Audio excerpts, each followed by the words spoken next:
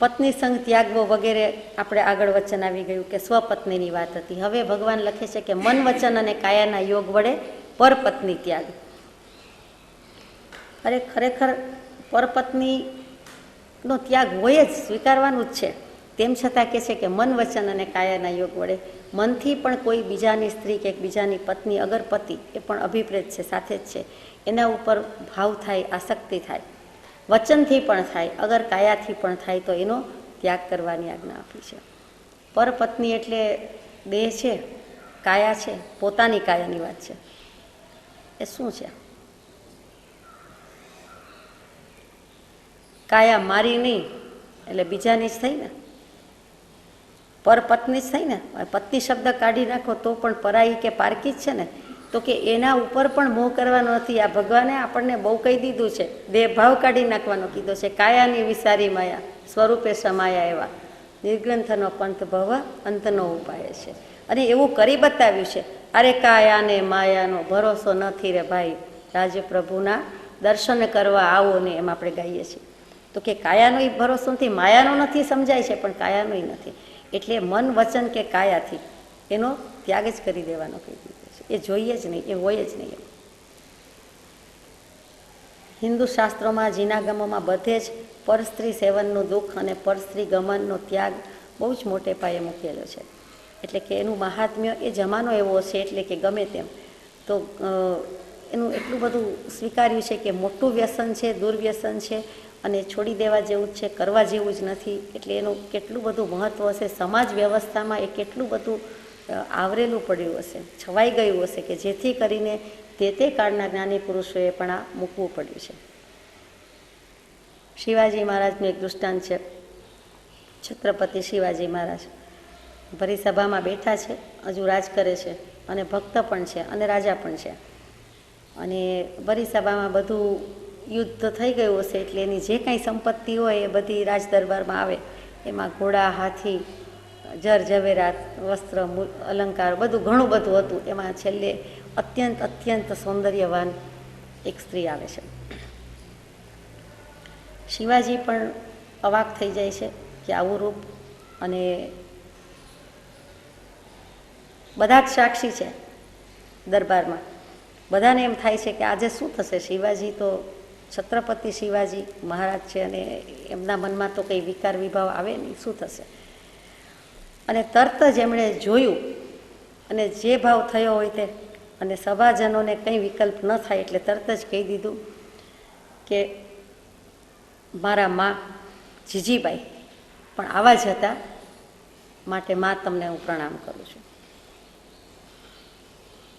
સભા દિગ્મૂઢ થઈ ગઈ કે છત્રપતિ, એના પરથી પછી છત્રપતિ આવ્યું કે આ છત્ર છે, ખરેખર પિતાની જેમ પાલન કરે છે, રક્ષણ કરે છે, એવા છત્રપતિ શિવાજી મહારાજ. એટલે કહેવાનું તાત્પર્ય કે ગમે તેટલું નિમિત્ત થતું, પણ એમને એને તરત જ કહી દીધું કે આમાં મોહ કે લુબ્ધાવાય નહીં. એ જમાનો જુદો હતો, મોગલ શહેનશાહી હતી, એટલે તરત જ અંતઃપુરમાં જાય અને પટરાણી બનાવે જ, મુખ્ય રાણી બને જ, અને ભોગ ભોગવવાના થાય જ. અને ઘણું બધું સમાજ પ્રજા ઉપર પણ એની ખોટી છાપ પડે. તેમ છતાં સમાજ વ્યવસ્થા પણ એવી હતી કે સ્વીકારી લીધું હતું કે રાજા વાજાને વાંદરા, રાજા તો આવા હોય જ. એની નજરમાં ચડી ગઈ અને એ જીતી ગયા છે, તો બધું જ એમનું હવે. પણ એવો ભાવ નથી. એટલે શિવાજી મહારાજે ત્યારે મોટી નીતિ, આમ જુઓ તો આદરી અને આખા સમાજ ઉપર શાસક હોય તો આવા જ હોય એમ બધાને થઈ ગયું. શાસ્તા પુરુષના વચન તો આવા છે જ, પણ એમ કે શાસક, એને જેને શિક્ષણ મળે છે તે રાજા પણ આવું સ્વીકારે, એ સૌથી આનંદની વાત છે. ત્યાર પછી લખ્યું છે વેશ્યા, કુમારી, વિધવાનો તેમજ ત્યાગ. હવે દલીલ થાય કે પોતાની સ્ત્રી સાથેનો ત્યાગ મર્યાદિત સમય માટે, પરપત્ની ગણીને બીજાનો પણ ત્યાગ. તો કે વેશ્યા, કુમારી અને વિધવા ઉપર કોઈનો અધિકાર નથી. વેશ્યા એ કાંઈ કોઈની સ્ત્રી છે એમ નહીં કહી શકાય.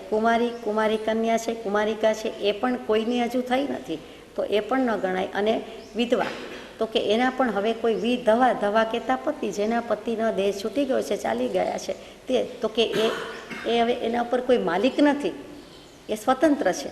એટલે આપણે એમ નહીં આવે, દોષમાં નહીં આવીએ કે જો એની સાથે કોઈ પણ સંબંધ થશે તો એ પર છે, પણ તેમ છતાંય એના પર ક્યાં કોઈ છે બીજું, માટે આપણે વાપરી શકીએ.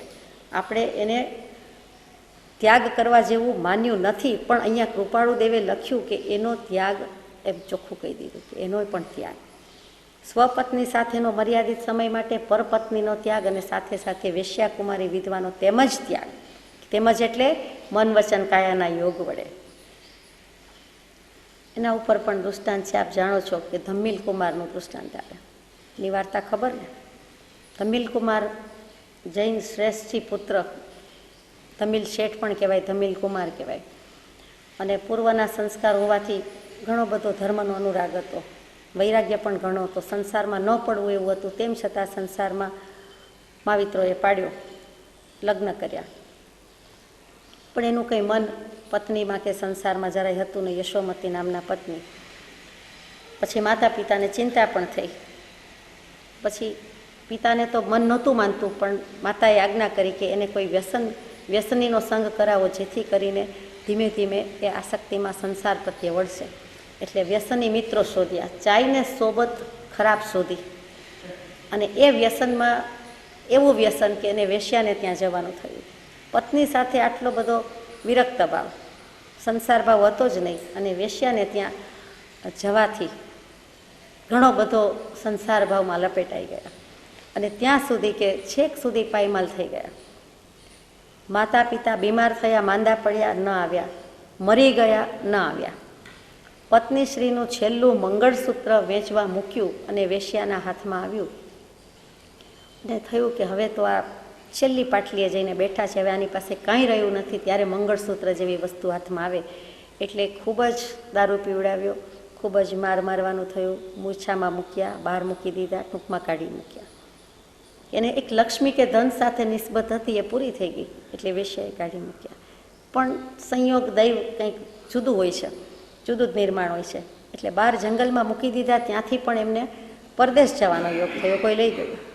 પરદેશમાં ખૂબ કમાયા, કીર્તિ પણ મળી. સ્વદેશ પાછા આવ્યા, ગામ આવ્યા તો હોમટાઉન ગમે તેમ એને નગર શ્રેષ્ઠની પાછી પદવી પણ મળી. અને પછી ધર્મ ધ્યાન પણ પાછું આવી ગયું, બરોબર ધર્મ ધ્યાન કર્યું, સ્વર્ગે ગયા, ટૂંક સમયમાં મોક્ષ જશે. એટલે જીવને એક જ ભવમાં કેટલી ચડતી પડતી આવે છે, પણ એના પરથી શીખવાનું કે ભગવાને લખ્યું કે એનો પણ ત્યાગ કરવો. એ ભૂલમાંય જોઈ લેશું, થઈ પડશે, કરી લઈશું, એવું આમાં રાખવા જેવું નથી. વ્યસન તે વ્યસન, વ્યસન શબ્દ જ એવો છે, વી વત્તા અસ, નાશ કરે, અસ્ત થાય, તેનું નામ વ્યસન.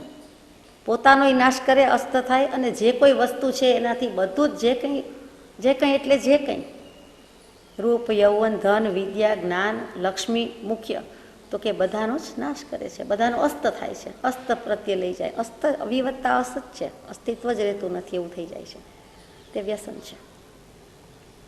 પછી કુમારીનો ત્યાગ, એમાં પણ દૃષ્ટાંત કંઈક આવે છે, અનંતમતીનું આવે છે કે એ કુંવારી કન્યા અને જૈન ધર્મ જ આરાધે, શ્રેષ્ઠી પુત્રી.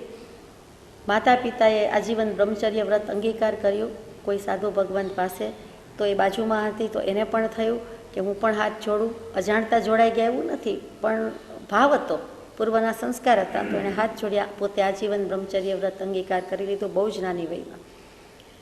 એટલે લગ્ન કરવાના તો હતા જ નહીં. ને થોડા જ સમયમાં એને બગીચામાં ફ્રેન્ડ સર્કલ સાથે ફરવા જવાનું થયું, એમાંથી બધા નીકળી ગયા, અને પોતે હજી બહાર નથી આવી, હિંચકા પર બેઠી છે.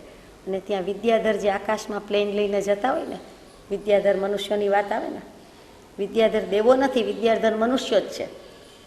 અને પોતપોતાના પ્લેનમાં જે કાર લઈને જતા હોય, પ્લેન લઈને જાય, અને એમાંથી આકાશગામીની વિદ્યા પણ હોય, નીચે આવી અને આ હિંચકા પર બેઠેલી કુંવારી કન્યાને ઉઠાવી ગયા.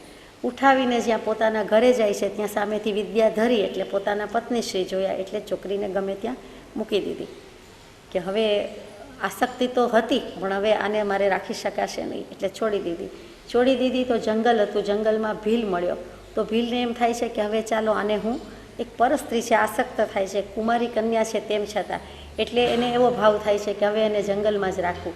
ત્યાં વન દેવતાને ખબર પડી જાય છે, અઢીસ થતા દેવ કે જે કયો તે જે તે એરિયાના, એટલે હેરાન કરે છે ભીલને. એટલે થયું કે આ કંઈક મારે રાખવા યોગ્ય નથી, આ કન્યા નિર્દોષ છે, પવિત્ર છે અને મારી પાસે રાખવા યોગ્ય નથી. એટલે તરત જ કોઈ વ્યાપારીને ત્યાં, એ જમાનામાં સ્ત્રી દ્રવ્યને વેચી શકાતું, એટલે વ્યાપારીને ત્યાં વેચે છે.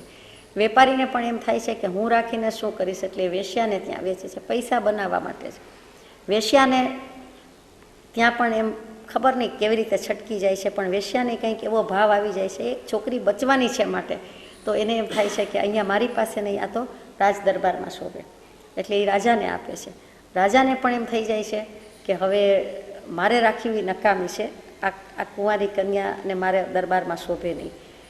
અને તેમ છતાં કંઈક કુવિચાર આવે છે, ત્યાં પાછા કોઈ વન દેવતા કે એવા અધિષ્ઠાતા દેવ આવી જાય છે અને એ કાંઈ કરી શકતો નથી. ટૂંકમાં એ બચી જાય છે, એના શીલનું રક્ષણ થાય છે. અને તેમ છતાં જ્યાં એક કમલા કરીને સાધ્વીજી આવે છે, ત્યારે છોકરી એની પાસે જતી રહે છે, જ્યાંથી મૂળ શરૂઆત કરી હતી તે પાછું મળી જાય છે અને શીલ વ્રતની રક્ષા થઈ જ છે. અને પાછા એ કમલા સાધ્વી શ્રી પાસે જાય છે, પછી દીક્ષા લીધી હોવી જોઈએ અને એનું કલ્યાણ થઈ જાય છે અને ટૂંક સમયમાં મોક્ષે જશે.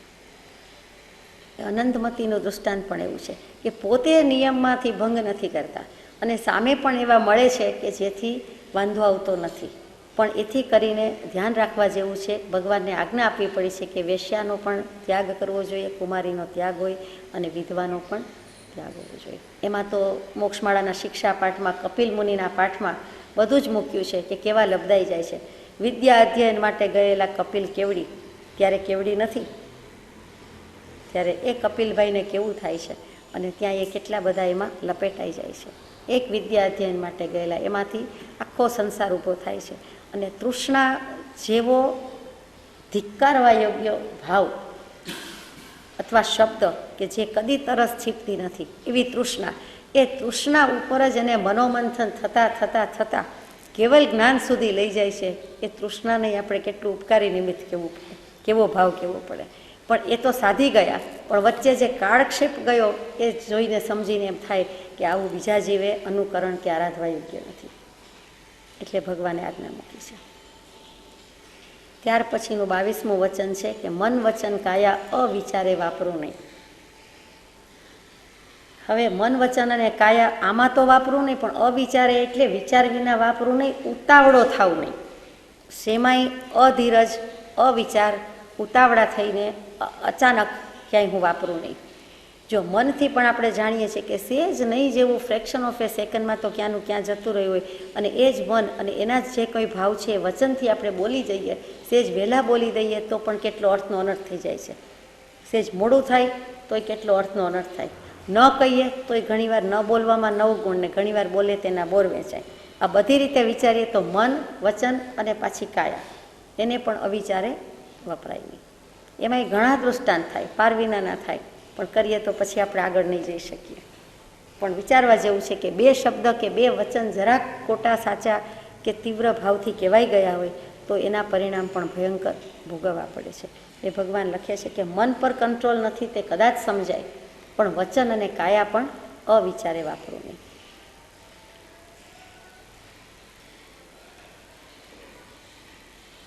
ત્રેવીસમો બોલ છે નિરીક્ષણ કરવું નહીં. હવે જે કંઈ વાત આવે છે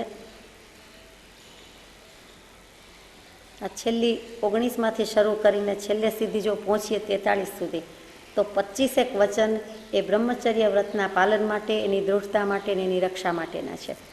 આપણે એક પછી એક જોઈએ કે નિરીક્ષણ કરવું નહીં, નિરીક્ષ, નિરખવું નહીં, જોવું નહીં.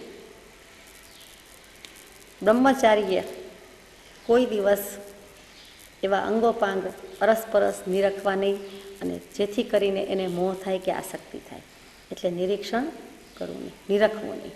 એટલા માટે ભગવાન પદ ગવડાવે છે નિરખીને નવયૌવના લેશના વિષય નિદાન, ગણે કાષ્ઠની પૂતળી તે ભગવાન સમાન. ત્યાર પછી જે બ્રહ્મચર્યની 9 વાડ છે એ લગભગ આવી જશે, કેમ કે આ નીતિ બધા માટે મુકાયેલી છે. જૈન ધર્મ જ પાળતા હોય એવું નથી, પણ ગૃહસ્થ હોય, મુનિ હોય, સાધક હોય, બ્રહ્મચારી હોય કે કોઈ પણ હોય, એટલે બધાને સમેટી લીધા છે, આવરી લીધા છે. બીજું મૂક્યું છે કે હાવભાવથી મોહ પામવું નહીં, કેટલીક વખત હાવ અને ભાવ, ભાવ મનની વાત છે, હાવ છે તે ચેષ્ટા છે, એ શારીરિક ક્રિયા છે, એટલે આપણે હાવભાવ સાથે જ બોલીએ છીએ. હાવ કહેતા ડરાવીએ બીવડાવીએ બાળકોને હાવ નહીં, પણ અહીંયા હાવ કહેતા શારીરિક ક્રિયા, ચેષ્ટા, અંગચેષ્ટા, અને ભાવ કહેતા મનના જે કોઈ ભાવ છે તે પરિણામ છે. એટલે હાવભાવથી હું મોહ પામું નહીં. કોઈ ગમે તેવા હાવભાવ કરે પણ મોહ પામવો નહીં. મોહ કહેતા મૂર્છા પામવી નહીં, આસક્ત થવું નહીં, બેભાનપણું થવું નહીં, પોતે પોતાનું ભાન ગુમાવવું નહીં. શું કામ એવું લખ્યું છે? તો કે કોઈક વખત એવું બને કે આપણે ભક્તિ કરતા હોઈએ, આપણે માળા કરતા હોઈએ, આપણે ધ્યાન કે કાયોત્સર્ગ કરતા હોઈએ, આપણે સ્વાધ્યાય કરતા હોઈએ, ચલો આપણે ધ્યાન કહીએ, પછી ગૃહસ્થ હોય, મુનિ હોય કે કોઈ પણ હોય, અને એ જ વખતે આવા હાવભાવ થાય તો તે વખતે ઘરની કોઈ વ્યક્તિ હોય કે બહારની વ્યક્તિ હોય કે કોઈ દેવ કે પૂર્વભવનું કોઈ હોય ને એને ઉપસર્ગ કરવા હોય, પરિસર આપવા હોય, નાની ભગવાન તો બહાર વિચરતા હોય એમને વધારે લાગુ પડે, તો કે ગમે તે થાય પણ જવાબ આપવું નહીં અને હાવભાવથી મોહ પામવું નહીં. ઘણીવાર નથી આવતું વાર્તામાં કે એ સાધુ મુનિને ચડાવવા માટે ઘણા પ્રયત્ન કર્યા પણ આખરે થાકીને પાછી જતી રહી અથવા તો જતા રહે. તો કે ગમે તેવા હાવભાવ થાય પણ મોહ પામવો નહીં. એટલે દેવોના ડગાવ્યા ડગેની એવી દૃઢતા ને એવી સ્થિરતા. કેમ કે કેટલીક વખત ઇન્દ્ર દેવસભામાં વખાણ કરે એટલે કોકને તો સડી કરવાનું મન થાય કે આપણે જોઈએ તો ખરા કે આટલી પ્રશંસા સાંભળી છે તો આપણે જરા જોઈને જોઈ આવીએ. ત્યાર પછી આવ્યું કે વાતચીત કરવું નહીં. કેટલીક વખત વાતચીત કરવાથી જ એમાંથી લાંબુ થાય છે, રજનું ગજ થાય છે. ધીમે ધીમે વાતચીત કરતાં પરિચય વધતા એ પરિચય પ્રણયમાં, પ્રેમમાં પરિણમે, સ્નેહમાં પરિણમે, અને પછી કેટલીક વખત કામનું પરિણામ આવે છે, કેટલીક વખત ન કામનું પરિણામ આવે છે, અર્થનો અનર્થ પણ સર્જાય છે. તો એટલા માટે કે છે વાતચીત કરવું નહીં.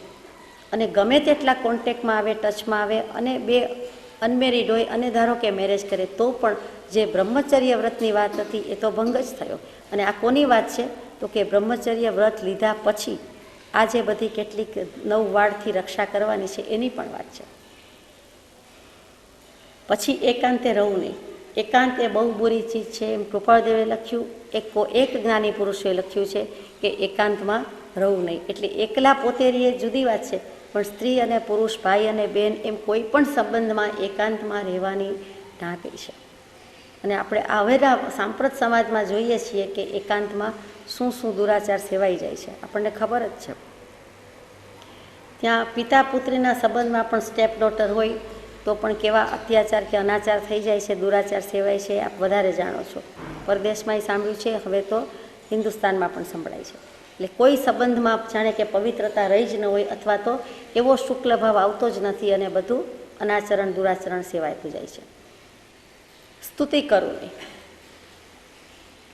કોની સ્તુતિ કરવું નહીં? તો કે ભગવાનની સ્તુતિ કરવાની ના છે નહીં, પણ જ્યાં પણ પ્રેમ થઈ જાય એવું છે, જ્યાં પણ ઢોળાઈ જાય એવું છે, જ્યાં પણ આસક્ત થઈ જવાય એવું છે, લુબ્ધ થઈ જાય એવું છે, સ્નેહ થઈ જાય એવું છે, ત્યાં એની સ્તુતિ કરવું નહીં.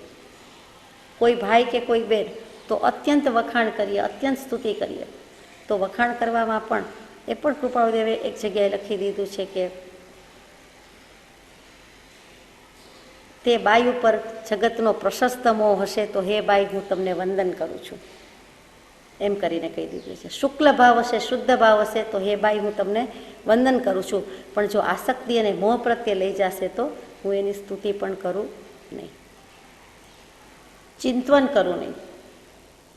જ્યાં આપણને મોહ કે આસક્તિ પ્રત્યે લઈ જાય એનું ચિંતવન પણ કરવું નહીં. ત્યાર પછીનું છે શૃંગાર વાંચવું નહીં. 16 પ્રકારના શણગાર તો બહુ ઓછા કયા છે, પણ એથી પણ વિશેષ જે કંઈ હોય તે શિંગડા ઉગે એવો કે આખું જ બધું જ ઢોળી નાખે, પુણ્યના ઢગલા કે ઘડા ભર્યા હોય એ બધું ઢોળાઈ જાય એવું થઈ જાય, તો કે એવો શૃંગાર પણ હું વાંચું નહીં. ઘણાને બહુ જ નોવેલ્સ વાંચવાનો શોખ હોય તો એમાં મોટે ભાગે શૃંગાર રસ હોય.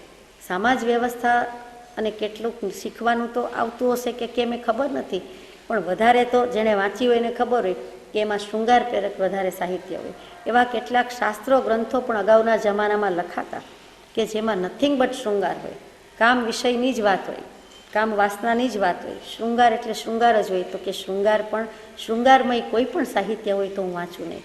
ન્યૂઝપેપરમાં પણ જો વાંચતા હોય તો શૃંગારની કંઈ પણ વાત આવી હોય તો કે એ હું વાંચું નહીં. વિશેષ પ્રસાદ લઉં નહીં.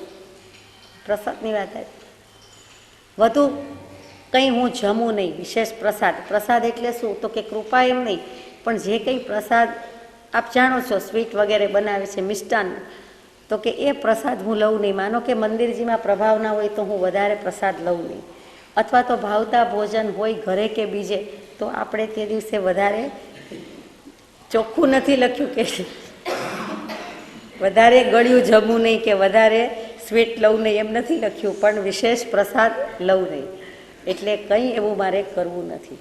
કેટલીક જગ્યાએ કે પ્રસાદ તો લ્યો તો કે પાન બીડા વગેરે કેટલાક મસાલા અથવા કેટલાક કેફી દ્રવ્ય, કેટલાક કામોત્તેજક દ્રવ્ય પણ મૂકવામાં આવતા હોય. પછી પાનની શોપ હોય તોય ભલે, કેટલાક હોસ્ટ હોય તોય ભલે, કેટલાક મેરેજ વગેરે પ્રસંગ હોય તોય ભલે. તો એવા બધામાં પણ પ્રસાદને લાગુ પડે. આ જે રીતે અનુસંધાનમાં બ્રહ્મચર્ય વ્રતની વાત છે, એમ જોતાં એમ લાગે છે કે માત્ર જમવાની વાત ન હોય, માત્ર મિષ્ટાન પકવાનની વાત નથી. એ તો ખરી જ નહીં, એમ નહીં. એ ઉપરાંત આવું બધું વિચારવાનું છે કે એમાં કંઈક આવી જાય તો કંઈ નહીં. હવે જરાક ભાંગ છે ને એમાં શું, તો એ લેવાય નહીં. અમારો પ્રસાદ છે, પણ તમારો પ્રસાદ છે, અમારા માટે પ્રસાદ નથી, એટલે લઉં નહીં. અને એમાં પછી વિશેષ, એ તો લઈ ફેંકી દેતા આવડે. આ તો એક વાત થાય છે, તો કે વિશેષ પ્રસાદ લઉં નહીં. બહુ ઘણું બધું કહી દીધું છે કે સહેજ પણ લાલચ લાલસા થતી હોય, અભિપ્સા રહેતી હોય તો ન ચાલે. એવી જ રીતે ગરિષ્ઠ ભોજનમાં જાય છે. ગુરુ ગરિષ્ઠ આપણને હલકાની બદલે બળવાન, બળીઓ કરે, ભારે કરે, પચવામાં ભારે, બીજી રીતે ભારે, અને એ વિકાર કરાવે છે, વિષયને જન્માવે છે. માટે એવા ગરિષ્ઠ ભોજનની ના કહી છે. અને ખરેખર આહાર ઉપર તો બહુ અસર છે. એટલે જેને સાંગોપાંગ બ્રહ્મચર્ય પાલન કરવું છે, ભલે સ્થૂળ દૃષ્ટિએ તો સ્થૂળ દૃષ્ટિએ, ખરું બ્રહ્મચર્ય તો આત્મામાં રહે ત્યારે છે. બ્રહ્મ અને ચર્ય, આત્મા આત્મામાં રહે, બ્રહ્મમાં રહે, એમાં જ હરે ફરે ચરે, જે કંઈ કરે તે આત્મામાં, તો એ સ્થૂળ સૂક્ષ્મ અને સાચું બ્રહ્મચર્ય છે. પણ એમાં જવા માટે કે એના પાલન માટે પણ સ્થૂળ બ્રહ્મચર્યનું મહાત્મ્ય છે. અને એટલા માટે આ કહી દીધું કે વિશેષ પ્રસાદ લવું નહીં. તો એણે ઘણું બધી રક્ષણ કરવાનું છે. અને ઘણીવાર બહુ ઓછું જમે, ગમે તેટલું ભાવતું હોય, ગમે તેટલો વિનય વિવેક કરતા હોય, પીરસતા હોય, તો પોતે સહેજ જ લે અથવા જરાક જ વાપરે તો એ પણ ચેતવાનું છે, સમજવાનું છે. અને પીરસનારે પણ વિવેક રાખવાનો છે કે આવા બધા જીવો બહુ ન લે અથવા બહુ ન પણ જમે. માટે ઉપયોગ રાખવાનો છે પીરસનારે અને વાપરનારે. તો કે વિશેષ પ્રસાદ લઉં નહીં. સ્વાદિષ્ટ ભોજન લઉં નહીં. બસ એમ થાય કે અમને અમસ્તુ સ્વીટમાં ક્યાં રસ છે, આપણને તો ફરસાણમાં રસ છે, તો એની વાત આવી ગઈ કે સ્વાદિષ્ટ ભોજન લઉં નહીં. કોઈકને એમ થાય કે મિષ્ટાન ફરસાણ કંઈ નહીં, પણ દાળ સુંદર હોય એટલે બસ, એટલે દાળ ભાતમાં રસ. કોઈને શાક માટે થાય, એમ જે તે હોય તે. આપણા કંઈ બહુ સ્વાદિષ્ટ આપણે કરીએ એવા નથી, પણ સીધું સાદું જે જમતા હોઈએ રોજબરોજનું, એમાં પણ સ્વાદિષ્ટ. સ્વાદ વસ્તુ જેવી છે, રસેન્દ્રિયનું તો બધા જ જાણે છે, એના ગુલામ થઈને જ બેઠા હોય એવું લાગતું હોય છે. અને થોડાક દિવસ, થોડાક વખત કે થોડાક વર્ષ જો એવું નીરસ ભોજન કરીએ ત્યારે જ ખ્યાલ આવે છે કે પોતે કંઈ મિસ કરે છે કે નહીં, અથવા તો રસ અને નીરસતામાં શું ફરક છે. થોડીક ઘણાને તો થોડાક 2-4 ટંક ઘરથી બહાર જમે તો એને કેટલું બધું આમ વિચિત્ર લાગે. ઘણા કારણ હોય. દરરોજ એવું ભાવતું અને વધારે પડતું ભોજન મળે, બહાર મહેમાનગતિ થાય તો પણ આપણને વિચિત્ર લાગે છે, જુદું લાગે છે, રોજ કરતાં જુદું પડે છે. આ બધું આપણે વિચારવાનું છે કે સ્વાદિષ્ટ ભોજન લઉં નહીં, એના ઉપયોગમાં આપણો કેટલો ઉપયોગ જાય. સ્વાદિષ્ટ ભોજનને વાપરવું હોય, ઉપયોગ કરવો હોય, માટે આપણે પણ કેટલો બધો ઉપયોગ એમાં લાવવો પડે. કેટલા મરી મસાલા, બહેનોને ખબર છે, ભાઈઓને ખબર છે, કેટલી બધી વસ્તુ જોઈએ, કેવી માત્રા જોઈએ. તો કે એનું બધું માત્રા માપ કરીએ એના કરતાં આપણું ગાર્બેજ, આપણું પેટ, આપણું ગોડાઉન, એમાં કેટલું નખાય કે કેટલું વપરાય એની માત્રા પણ એટલી જ જરૂરી છે. ટૂંકમાં વિષય વિકારને જન્માવે એવા બધા નિમિત્તોની વાત લીધી છે. સુગંધી દ્રવ્ય વાપરું નહીં. અહીં તો કોઈને નથી એટલે કહેવાનું જ નથી રહેતું, પણ પરફ્યુમનો બહુ જ શોખ હોય. સેન્ટ પરફ્યુમ વિના ચાલે જ નહીં. એર ફ્રેશનર હોય એમાં પણ પછી એ ઉપયોગ નાખે, બધામાં નાખે. તો કે એવા સુગંધી દ્રવ્ય વાપરવું નહીં. શા માટે સુગંધી દ્રવ્ય વાપરવું નહીં? તો કે એ પણ મનના ભાવો, વૃત્તિ, વિચાર કરી જોજો, ખરેખર બગાડે છે, બેલાવે છે. એટલા માટે વાપરવા યોગ્ય નથી. પાછો જીવ એમ કે મને વાંધો નથી, બીજાને દુર્ગંધ ન આવે અને આ સુગંધ આવે એટલે હું સદુપયોગ કરું છું. એ સદુપયોગ છે? એ દુરુપયોગ છે. બીજા માટે કરે કે બીજાને નહીં તો વાસ આવે, બીજાને ગંધ આવે, તો બીજા માટે વાપરવાની પણ ના છે અને પોતાના માટે પણ વાપરવાની ના છે. સુગંધી દ્રવ્ય વાપરવું નહીં.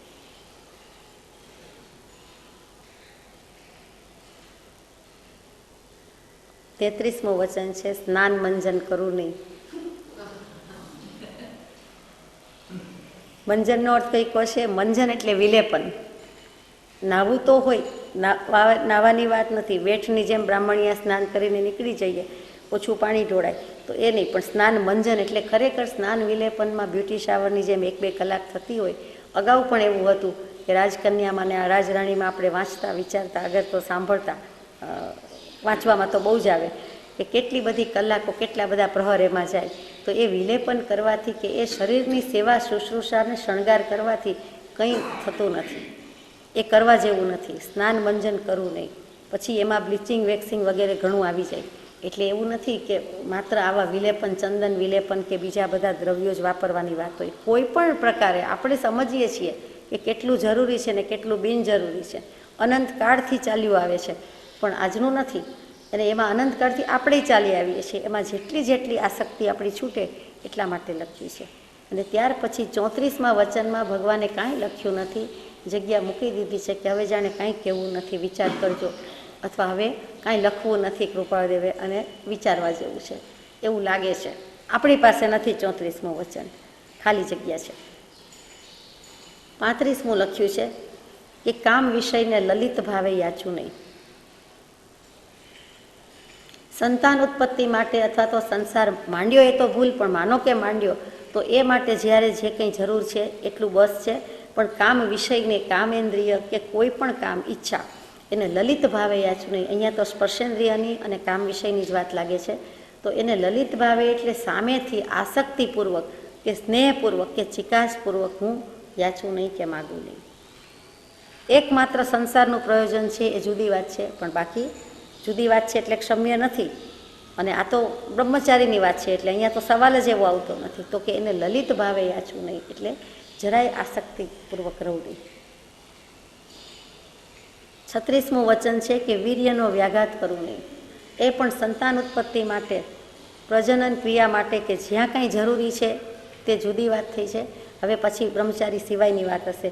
બાકી કોઈ પણ કુટેવથી કે ખરાબ ટેવ હોય અને એનાથી જો હું આવી રીતે વીર્યનો દુરુપયોગ કરું તો એ શોભે નહીં, ઠીક નહીં. એટલે આજ્ઞા જ નથી ભગવાનની.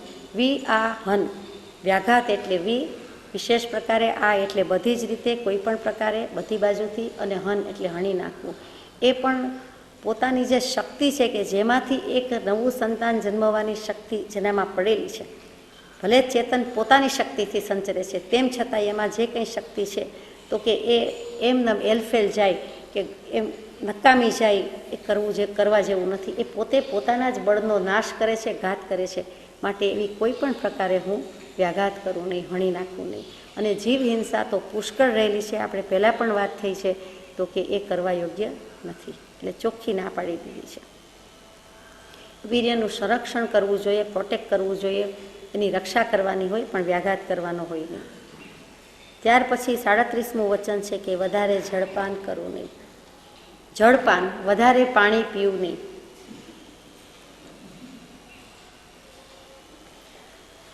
ડૉક્ટર્સ ભલે કહેતા હોય કે પાણી પીવું જોઈએ, સાચું હશે, અને કેટલુંક તો આપણે હા કે ના કે પીવાના જ છીએ એ પણ ખબર છે.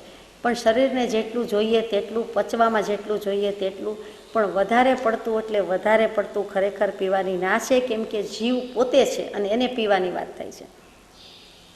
એ હિંસા જ છે. અનિવાર્યપણે જેટલું જરૂરી હોય એટલું આપણે પીએ. અને પાણીને એક પ્રકારનો આહાર કીધો છે. 4 પ્રકારના આહારમાં પાણી પણ એક આહાર છે. અને એવો આહાર છે કે જે વિષય વિકારને પણ વધારે છે. પાણી પણ વિકાર જન્માવે છે. વધુ પાણી પીધું હોય તો વધુ વિકાર થવાના ચાન્સ છે. માટે ઉકાળેલું પાણી પીવાની આજ્ઞા છે કે એમાં વિકાર ઓછા થાય.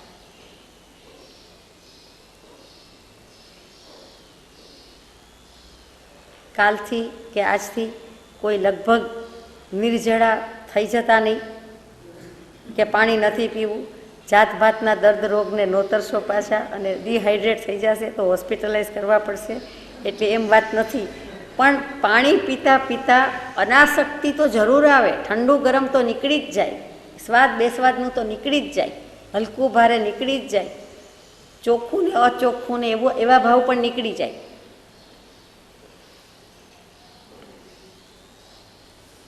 38મું વચન છે, કટાક્ષ દૃષ્ટિથી સ્ત્રીને નિરખવું નહીં. એ કટાક્ષ દૃષ્ટિ શું છે? કેટલીક વાર કટાક્ષ દૃષ્ટિ એટલે તિરસ્કાર, અને કેટલીક વખતે કટાક્ષ દૃષ્ટિ એટલે મોહ દૃષ્ટિ. કોઈકની આંખમાં એટલી બધી મોહકતા જ હોય કે એ આપણે કહીએ ને કે નેણ નચાવ્યા કે આંખ નચાવી, કે હસતી આંખ હોય, તો એ બધું શું છે? તો કે વિષય વિકારને ઉત્પન્ન કરે તેવી આંખ છે, તેવા નયન છે. તો કે કટાક્ષ દૃષ્ટિથી સ્ત્રીને નિરખવું નહીં. એવા કોઈ ભાવથી ક્યારેય સામી વ્યક્તિની કદાચ એવી આંખ કોઈ પણ કારણે હોય તો પણ એવી આપણે મોહ આસક્તિ ભરી દૃષ્ટિથી અથવા તો હસતી આંખથી ક્યારેય કોઈને જોવું નહીં, નિરખવું નહીં. 39મું છે, હસીને વાત કરું નહીં. કૌંસમાં લખ્યું છે સ્ત્રીથી.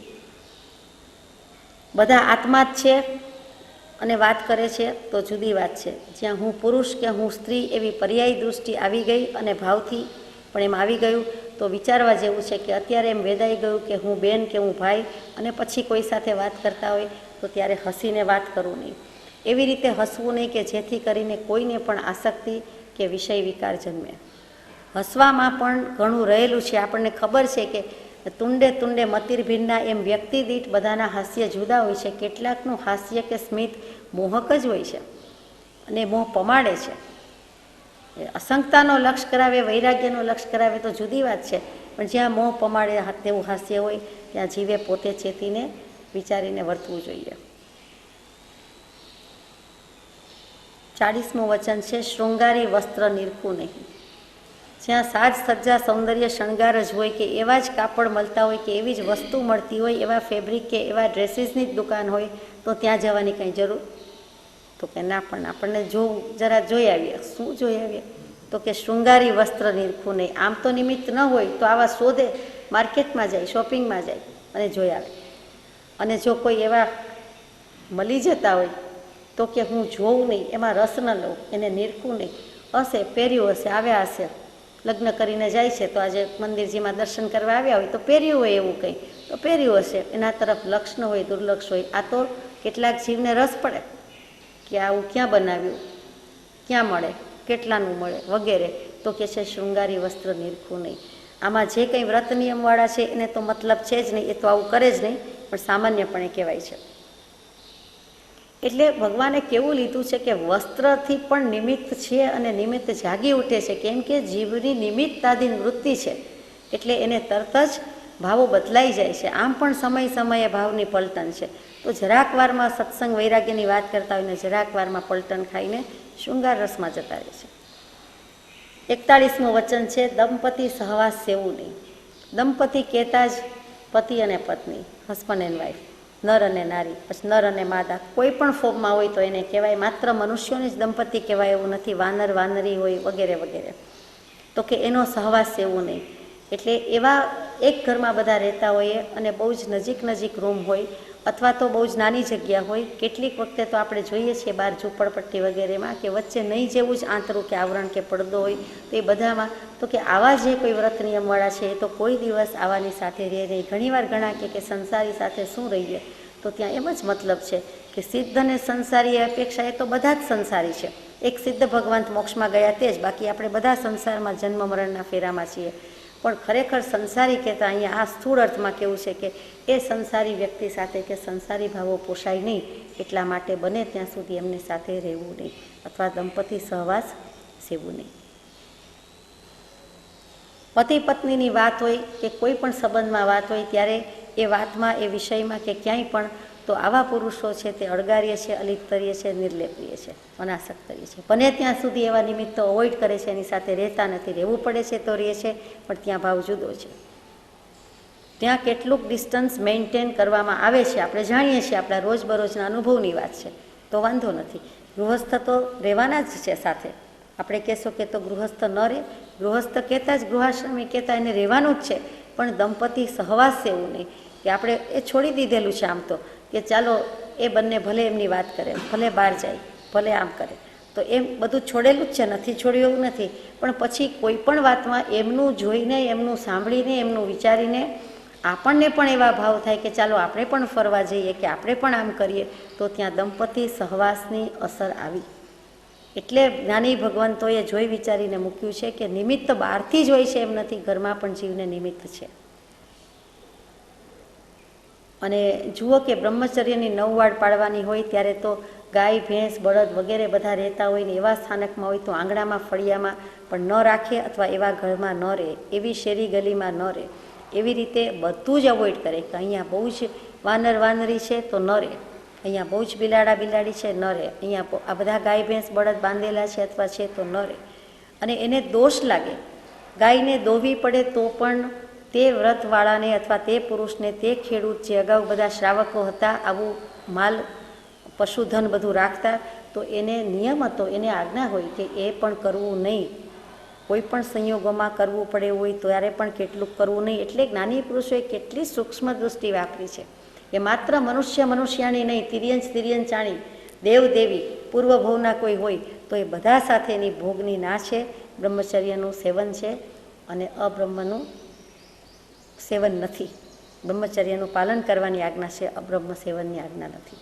એટલે બહુ વિચારવા જેવું છે. એક વાત યાદ આવી ગઈ એટલે કહું કે ખુલ્લી અગાસીમાં સૂવાની પણ ઘણીવાર આજ્ઞા નથી. એ 2-3 રીત છે કે ખુલ્લા આકાશ નીચે જે કંઈ પાણી પડે છે અને ઝાકળ, ધુમ્મસ ભલે શરીરને તો નુકસાન કરે જ છે, પણ એમાં પણ ઘણા દોષ છે, એટલે કરવા જેવું નથી. એવી જ રીતે આકાશમાં દેવદેવી ફરતા હોય અને પૂર્વના કોઈક લેણ દેણ બાકી રહી ગયા હોય તો એને પણ તે જીવ ત્યાં સૂતો છે, સૂતેલા છે એમ થઈને જે કંઈ ભાવ ઉઠે છે. અને કોઈક વખત એ રૂપ વિકુરવીને આવી પણ શકે છે અગાસી પર, કે જ્યાં ખુલ્લામાં સૂતા હોય, ફળિયામાં હોય તો ફળિયામાં. એટલા માટે સૂવાની આજ્ઞા નથી. આપણે ખાસ ગરમી થાય તો એમ કહેતા હોઈએ કે ધાબા પર, અગાસીમાં વગેરે ફળિયામાં સૂઈએ, એક સમજવા માટે વાત છે. તો એમાં પણ ભગવાને લઈ લીધેલું છે કે એ દેવદેવી હોય તો એની સાથે પણ આજ્ઞા નથી. એટલે મનથી પણ નથી, વચનથી પણ નથી ને કાયાથી પણ નથી. કેટલીક લાચારી થઈ જાય છે, કેમ કે આપણો એવો ભાવ નથી, પણ સામોજી ઓળખી જાય છે અને પ્રવેશી શકે છે કે આવી શકે છે, તો ત્યાં આજ્ઞા નથી.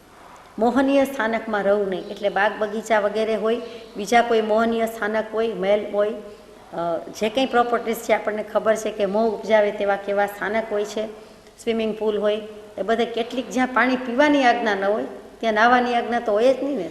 સ્વિમિંગ કરવાની આજ્ઞા હોય ભગવાનની, એ અપકાઈના જીવો જ છે. છતાં સ્વિમિંગ પુલવાળા હાઉસીસ હોય અથવા બનાવ્યા હોય અથવા મેન્ટેન કરવા પડતા હોય, ત્યાં આપણને માથે ભાર છે કે આ દોષ લાગે છે. એ પણ નિમિત્ત છે જ, આપ જાણો છો, એટલે વધારે કહેવાની જરૂર નથી કે કામ વિકારને વર્ધક જ છે, વિષય વિકારને ઉત્તેજનારા જ નિમિત્તો છે. તો કે મોહનીય સ્થાનકમાં રહવું નહીં. અને 43મું, એમ મહાપુરુષોએ પાડવું. એટલે હવે ડરવાની વાત નથી, એમ આવી જાય ને. એમ મહાપુરુષોએ પાડવું એટલે કે બ્રહ્મચર્ય વ્રત તો લીધું, બધાએ લીધું પણ નથી હોતું. માનો કે લીધું છે તો કે 9 વાડ વિશુદ્ધ બ્રહ્મચર્ય આ સમયમાં પાડવું મહા મુશ્કેલ છે.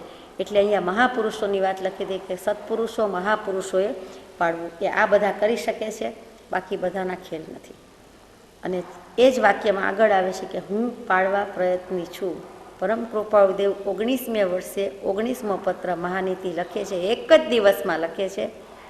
અને ત્યારે લખે છે, આ બાજુ ગૃહાશ્રમ માંડ્યો છે એવું છે, અને આ બાજુ લખે છે 1943-44 વિક્રમ સંવત 1943-44ની વાત, ઈસવીસનમાં 1886-1887ની વાત.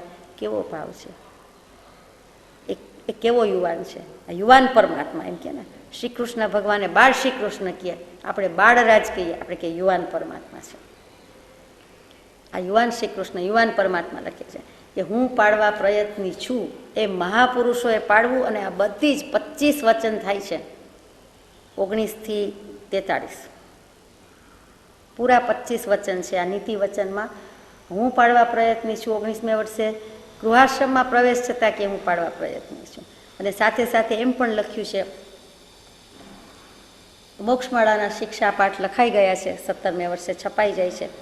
અને પછી 3 મહાભાગી સાધ્વીજી, અને એમણે કહ્યું કે અમને કંઈ આવડતું નથી, માગધી ભાષા શાસ્ત્રો સમજાતા નથી, આપ કંઈ કૃપા કરીને સમજાવો તો સારું. કૃપાદેવની અનંતી કરુણા, મોક્ષમાળા લખી ભલે મોરબી તીર્થમાં, પણ સમજાવવાનો યશ તો શ્રી વવાણિયા તીર્થમાં જ છે. એ મોક્ષમાળા સમજવા, કોઈને પહેલું સમજવા મળ્યું હોય તો એ 3 સાધ્વીજી હતા. અને એમને સમજાવવા માટે ઉપાશ્રયમાં બોલાવે છે, ઘરે જાય નહીં, જવાય નહીં. એ જે સમાજ વ્યવસ્થા છે, નીતિ નિયમ છે, એટલે કૃપાળુદેવ ઉપાશ્રયમાં જાય છે. તો સાધ્વીજીને પોતે એકાંતમાં આ શિક્ષાપાઠ સમજાવતા નથી. સાથે ઉપાશ્રયમાં કોઈને લોકનિંદા ન લાગે, સાધ્વીજીને કોઈ સાંભળવું ન પડે, પોતાના વિશે કોઈ વિકલ્પ ન કરે. એ જમાનો હતો, આજે છે તો ત્યારે કરે, એમાં નવાઈ નથી. તો વિકલ્પ ન થાય માટે પોતે પોપટલાલભાઈ મનજીભાઈ દેસાઈ વવાણિયાના, એમને વડીલ હતા અને વવાણિયામાં હતા, એમને સાથે લઈને સાધ્વીજીને મોક્ષમાળા શીખવાડવા જતા. હું પાડવા પ્રયત્ની છું એટલે લાગી આવ્યું, યાદ આવ્યું કે કેવી કરુણા કરી છે, કેવી કૃપા કરી છે. ભાઈ અને બેન ગમે એટલો વચ્ચે વયનો તફાવત હોય તો પણ, અને સગા થતા હોય, નજીકના છે, કાકાશ્રી મામાશ્રી વગેરે, તો પણ સામું બોલી શકાતું નહીં, એવો એક કાળ હતો, એવો જમાનો હતો. એ સમયની વાત છે. અને લાજ વગેરે આપણે જોયું હોય કે નહીં ખબર નથી, આપે કે આપણે, તો કે લાજ કાઢીને માંડ બોલવું પડે તો જરાક વાત થાય, પછી માથે ઓઢવાની વાત આવી, પછી એ પણ ગયું. એટલે કૃપાળુદેવે કરી બતાવ્યું છે, ખાલી કહી નાખ્યું છે, લખી નાખ્યું છે એમ નથી, ચરિતાર્થ કર્યું છે, એ પ્રમાણે રહ્યા છે. જ્યાં જ્યાં જે યોગ્ય છે ત્યાં સમજવું, તે એમ જ્યારે જ્યારે જે યોગ્ય હતું તે પ્રમાણે રહ્યા છે ને પછી લખ્યું છે. અહીંયા સમય મર્યાદા પૂરી થાય છે.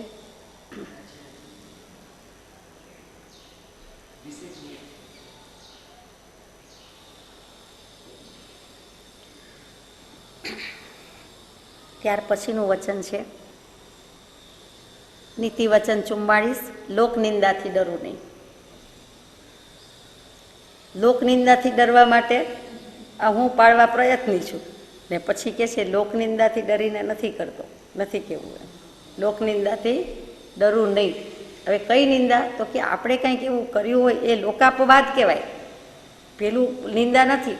માનો કે આ પ્રમાણે વર્તન ન કરે, વ્યવહાર ન કરે, અને જો કોઈક નિંદા કરે તો એ ખરેખર નિંદા નથી, એ લોકાપવાદ જાય ત્યાં. એ લોકમાં કરવું ઘટતું નથી અને લોકોને એમ લાગે છે, અને અહીંયા લોકનિંદા છે, એ બહુ ફરક છે બેમાં. એટલે લોકનિંદાથી ડરવું નહીં. લોકનિંદાથી તો ડરવું જ જોઈએ ને. આમ જુઓ તો કેમ એમ લખ્યું કે લોકનિંદાથી ડરવું નહીં?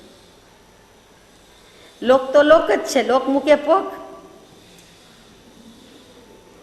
પ્રભુશ્રીજીના બોધમાં આવે જ છે ને, સગડું જાણો ફોક ને લોક મૂકે પોક. એટલે લોક કહેતા દુનિયા, જગત. દુનિયા તો કે દુનિયા ગાંડી છે, બે ન્યાય છે, દુ અને નિયા બે ન્યાય છે, તો બે ન્યાયમાં મોટા ભાગે ગાંડી જ છે. એટલે જગત ભગતમાં એક સત્પુરુષ કહે એટલે આપણે માનવું જ પડે, ભગવાને કીધેલું છે. એટલે દુનિયાય ગાંડી છે, જગત ગાંડું છે, જગત ધડકૂટમાં પડ્યું છે. હવે એ ધડકૂટ શું હવે સમજાય, આવું કંઈક લખ્યું હોય ત્યારે. આમ ધડકૂટનો શબ્દ શું ખબર નહીં, કડાકૂટ સાંભળ્યો છે, માથાકૂટ સાંભળ્યો છે, તો પ્રભુશ્રીજી લખે કે જગત ધડકૂટમાં, જગત આખું ધડકૂટમાં પડ્યું છે. જગત ઠગારું પાટણ છે, અહીંયા નહીં છેતરાય તો 5 feet 10 feet 5 mile 500 mile 5000 mile, પણ દુનિયામાં એ છેતરાવાનું છે. જ્ઞાની પુરુષ પાસે એ નહીં છેતરાય, કારણ કે બીજે તો અજ્ઞાની છે એટલે ઠગવા જ બેઠા છે. એટલે આ ઠગારું પાટણ છે, આ ઠગારું પાટણ છે. એટલે આશ્રમ ઠગારું પાટણ છે એમ નહીં, આ દુનિયા, આ જગત ઠગારું પાટણ છે, એ છેતરવા જ બેઠા છે. એ બધા કેવા ટંકોત્કીર્ણ વચન છે, આપણને બેઠા કરી દે, જગાડી દે. એટલા માટે કહે છે કે લોકનિંદાથી ડરવું નહીં. એટલે દુનિયા દુનિયાનું જાણે, કુટુંબ સંબંધી, સ્વજન સંબંધી, દેહાભિમાન સંબંધી, સંકલ્પ વિકલ્પ રૂપી બંધન જે બધા છે, તો કે એ બધા તો બંધન જ છે. લોકો નિંદા કરે તો કરે, લોકો નિંદા કરે એવું આપણું વાણી વ્યવહાર વર્તન હોય જ છે કે જેથી ડરવું પડે એમ કેવું છે. એટલે જવાબદારીનું પોટલું બહુ મોટું થઈ ગયું, કરંડિયો મોટો થઈ ગયો ટોપલો હવે માથે, કે ભાઈ આપણા વાણી વ્યવહાર વર્તન એવા ન હોય, કેમ કે એવી નીતિ લખી છે શિષ્યો માટે. એટલે એને પરમ કૃપા દેવ માટે એમ થાય કે મારા ગુરુ કે મારા ભગવાન કે મારા પરમાત્માએ મને કહ્યું છે એટલે મારે એ પ્રમાણે વર્તવું જોઈએ, એટલે મારે લોકનિંદાથી ડરવું નહીં. જ્યારે સત્સંગમાં ભાલાનો વરસાદ વરસતો હોય તો પણ સત્સંગ કરવો, અને અસત્સંગ કે કુસંગમાં મોતીના મેં વરસતા હોય તો પણ ન કરવો. એટલે ત્યાં લોકો ગમે એટલી નિંદા કરે પણ આત્મા પામવા માટે કે પરમાત્મા થવા માટે જે કંઈ પુરુષાર્થ કરવો પડે, જે કંઈ વિઘ્નો હર્ડલ્સ બધા હોય તે દૂર કરવા પડે, ખસેડવા પડે, તો કે એમાં લોકો નિંદા કરે તો એનાથી હું ડરું નહીં. અને જીવને આમ પણ વ્યવહારમાં માર કાઢતા આવડ્યો જ છે, એટલે આપણને આવડે જ છે, નથી આવડતો એવું નથી. આપણે આપણી સિચ્યુએશન, સંયોગ, વ્યક્તિ, સ્વજન, ઘરના બધામાંથી કંઈ ને કંઈ રસ્તો કરતા જોઈએ છીએ, શોધી લઈએ છીએ. ભગવાનનો બોધ માથે રાખ્યો હોય તો એને સમજવા માટે, એને ગ્રહણ કરવા માટે આપણે એમાંથી માર્ગ કાઢી લઈએ છીએ, અને કરવા જેવો છે, પ્રયત્ન કરતા જોઈએ છીએ.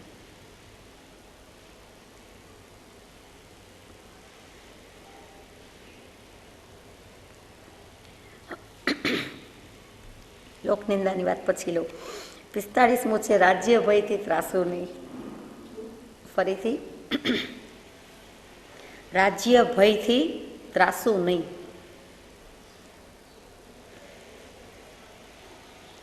એ જમાનામાં રાજા હતા, રજવાડા હતા. અત્યારે ડેમોક્રેસી વગેરે ગવર્મેન્ટને લોકશાહી છે.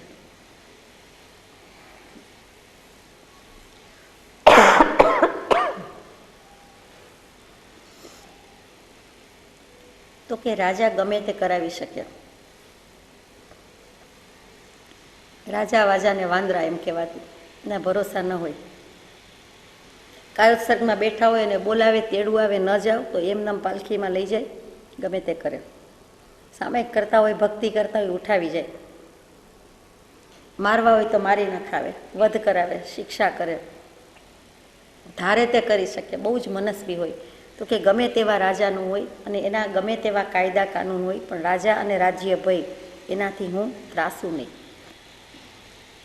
બધા ત્રાસી ગયેલા હોય જ, ત્રાસ થતો જ હોય. દરેક સમાજ વ્યવસ્થામાં એ રાજાશાહી તો ઘણા સૈકા સુધી બધે રહી છે, બધા દેશમાં રહી છે. તો એમાં એટલો બધો ભય થાય, એટલો બધો ત્રાસ થાય, એને કારણે કહે છે કે ભલે થતો હોય પણ હું એનાથી ત્રાસું નહીં. તેડું આવે તો ભલે આવે, આમ કરો નહીં તો કટકા કરી નાખીશ. આમ શાસ્ત્ર અધ્યયન કરો, પંડિતોની સભામાં વાદ વિવાદ કરો, નહીં તો 2 કટકા થશે, ખૂન થશે, બધું થશે. એવા બધા પણ વિધાન થતા. તો કે ગમે તે ભય આવે પણ જે નીતિ નિયમથી વર્તવાનું હોય એમાં હું ત્રાસું નહીં.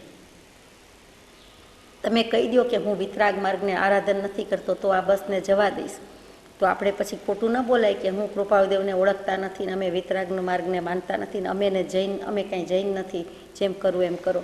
તો એવું ખોટું ન બોલાય. ત્યારે કમ વોટ મેં, ભલે એની સિફતથી હોય, ટ્રીકથી બોલવું જોઈએ, યુક્તિપૂર્વક વર્તવું જોઈએ, પણ કહી દેવાય. અને રાજ્ય ભયથી કે કોઈ પણ ભયથી કે એવા ઉપસર્ગથી ત્રાસ પમાય નહીં. ત્રાસ શબ્દ જ ખરાબ છે, ત્રાસદાયક છે. ત્રાસ શબ્દ ગમે? ત્રાસ કહેતા જ પીડા, દુઃખ ને સંતાપ. તો કે ગમે તેવો રાજ્યનો ભય હોય, એમ કે આટલો ટેક્સ નથી ભર્યો, હમણાં ને હમણાં ભરી જાઓ, તો ત્રાસ થાય? તો કે આમ સ્વાભાવિક રીતે તો થાય. તો કે એવો ત્રાસ ન થવો જોઈએ. જે હોય તે તમારું જ છે ને, બધું આપનું જ છે ને. અમારું તો અમસ્તુંય કાંઈ નથી, ભગવાને શીખવાડ્યું છે. તો પછી બધું આપનું જ છે ને, લઈ લો તો આપી દે. આવું કહેવાય નહીં, પછી નામ મારું આવે. ત્યાર પછીનું 46મું છે અસત્ય ઉપદેશ આપવું નહીં. આમ તો ઉપદેશ જ આપવાની વાત નથી કે નહીં દે તું ઉપદેશકું પ્રથમ લેહી ઉપદેશ. છતાંય કંઈક કોઈ પણ સંબંધમાં કહેવું પડે, એને જો ઉપદેશ કહેવાતો હોય કે આમ ન કરાય, આમ ન ખવાય, આમ ન બોલાય, એવું આપણે કહેતા હોય, એને પણ એ ઉપદેશમાં જ જાય છે. શૈલી ઉપદેશાત્મક જ થઈ. એમાં આદેશય આવે. કોઈક વખત મૂકી દે, આમ આ વાગશે તો ત્યાં આદેશ છે. બાળકો માટે ખાસ થાય, પણ બધા માટે થાય. તો આદેશ, ઉપદેશ, સંદેશ બધું એમાં આવી જાય. તો કે અસત્ય ઉપદેશ આપવું નહીં. એમાં ગમે તે થાય મારી નાખો, કાપી નાખો, પણ કોઈ દિવસ હું ખોટો ઉપદેશ આપીશ નહીં. અસત્ય એટલે ખોટો, અને બીજું અસત્ય એટલે શું, તો કે જે સત પ્રત્યે ન લઈ જાય તેવો, એટલે અસત પ્રત્યે લઈ જાય તેવો, એટલે આત્મા સિવાયની વાતમાં લઈ જાય એવો ઉપદેશ તો હું આપીશ નહીં. બોલો, હવે આત્મા સિવાયની વાતમાં તો આખી દુનિયા જ આવી ગઈ ને, દેહથી માંડીને બધું જ, તો કે એ અસત્ય ઉપદેશ આપું નહીં. અને કોઈ પણ બાબતમાં ન આપવું. પછી આત્માને દેહની વાત તો તમને આપણને મોટી લાગે કે પરમાર્થ પ્રેરક વચન થયું, પણ એ સિવાય વ્યવહારમાં પણ ખોટો ઉપદેશ તો અપાય જ નહીં. ના, ખાંડ તો બહુ સારી, મીઠું તો બહુ સારું, બંને રીતે બોલે કે આ વ્હાઈટ પોઈઝન તો છે જ, પણ લેવું હોય તો લેવાય. પણ આમ છે, ડૉક્ટર્સ તો કહેતા હશે કે શણગાવેલા ફણગાવેલા અંકુર અને કઠોળમાં ઘણું બધું પ્રોટીન કે શું રહેલું છે, એટલે ખાવા જોઈએ. પણ અમને તો ભગવાનની આજ્ઞા નથી, અમે તો વાપરતા નથી. એટલે ખોટું ન કહી દઈએ કે ના આમ કરવા યોગ્ય છે કે આમ કરવા યોગ્ય નથી. ઉપદેશની જ ખરેખર કહું છું ના છે, પણ તેમ છતાં અસત્ય ઉપદેશ આપવું. ઘણાને મિસલીડ કરે, મિસગાઈડ કરે. અગાસ કઈ બાજુ આવ્યું તો ઊંધી દિશામાં જ બતાવે. વવાણિયા કઈ બાજુ આવ્યું, રાજકોટ ક્યાં આવ્યું તો કાંઈ જ ખબર ન હોય, અથવા તો ખરેખર ભૂલા પડ્યા હોય ત્યારે આડે ધડ કરી દે, તો એ ઉપદેશ જ છે, ત્યાં દિશાનું ભાન કરાવે છે, પણ ખોટું. તો કે અસત્ય ઉપદેશ આપવું, ખબર ન હોય તો ના કહેવી, પણ ખોટે ખોટા કોઈને અવળે રસ્તે, ઉન્માર્ગે કે કોઈ પણ બાબતમાં આડાઅવળા રસ્તે ચડાવી દેવાની. અહીંયા આપણે પૂરું કરીએ છીએ. સજાત્મ સ્વરૂપ પરમ ગુરુ.